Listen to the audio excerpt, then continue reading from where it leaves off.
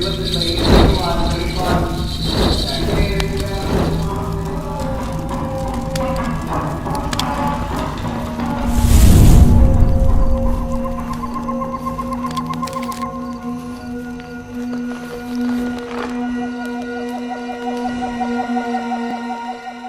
ഞാൻ പറഞ്ഞു വരുന്നത്, ഒരു മനുഷ്യ ജീവിതത്തിൽ അവന് കൊടുക്കാൻ പറ്റുന്ന ഏറ്റവും നല്ലൊരു സന്ദേശമാണ്, ഒരു കാവ് കണ്ടു കഴിഞ്ഞാൽ ആ കാവിൽ നമ്മൾ ഒരു മരമെങ്കിലും നട്ടുപിടിപ്പിച്ച് അതിനല്പം വെള്ളം കൊടുത്ത് ആ കാവിനെ വളർത്തിയെടുക്കാൻ നമ്മൾ നോക്കണം.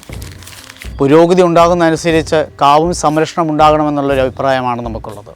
ജന്മത്തിൽ നമ്മളുടെ ജീവിതത്തിലേക്ക് അവസാനിക്കും മുമ്പ് നാഗപൂജ ചെയ്യാത്ത ആൾക്കാർ കുറവാണ്. ഒരു നാഗക്ഷേത്രത്തിൽ പോയാൽ മഞ്ഞളും പാലും കൊടുക്കാതെ നമ്മൾ ഒരിക്കലും ഒരിടത്തേക്കും പോവില്ല.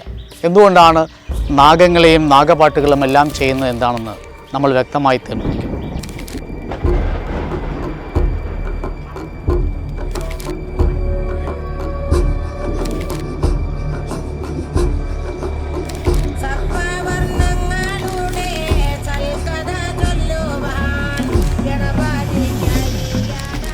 സർപ്പദേവത നമുക്ക് അനുഗ്രഹമുണ്ടെങ്കിൽ ആ സർപ്പദേവതയുടെ അനുഗ്രഹമാണ് ഓരോ കുഞ്ഞിൻ്റെയും വളർച്ചയ്ക്ക് സ്വാധീനിക്കുന്നത്.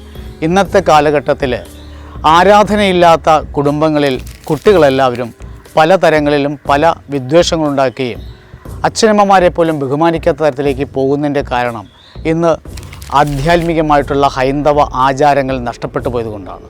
അത് തിരിച്ചു കൊണ്ടുവരാൻ സാധിച്ചാൽ തീർച്ചയായിട്ടും നമ്മുടെ കുട്ടികൾക്കും നമുക്കും നല്ല അന്തസ്സും അഭിമാനത്തോടും ജീവിക്കപ്പെടാൻ നമുക്ക് സാധിക്കുമെന്നുള്ള കാര്യത്തിൽ നിസ്സംശയം പറയാം. കർമ്മയോഗങ്ങളാണ് മനുഷ്യൻ്റെ ജീവിതത്തെ മുന്നോട്ട് നയിക്കുന്നത്.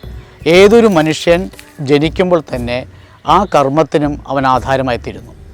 ഈ തത്വത്തെയാണ് നമ്മൾ കാവും നാഗങ്ങളെയും സംരക്ഷിക്കണമെന്ന് പറയാൻ പ്രധാന കാരണം. അതുകൊണ്ട് എല്ലാവരും നാഗവും ആ കാടുകളും അതെല്ലാം നമ്മൾ സംരക്ഷിക്കാൻ ഇടവരട്ടെ എന്ന് പറഞ്ഞുകൊണ്ട് തൽക്കാലം നിർത്തുന്നു. നമസ്കാരം.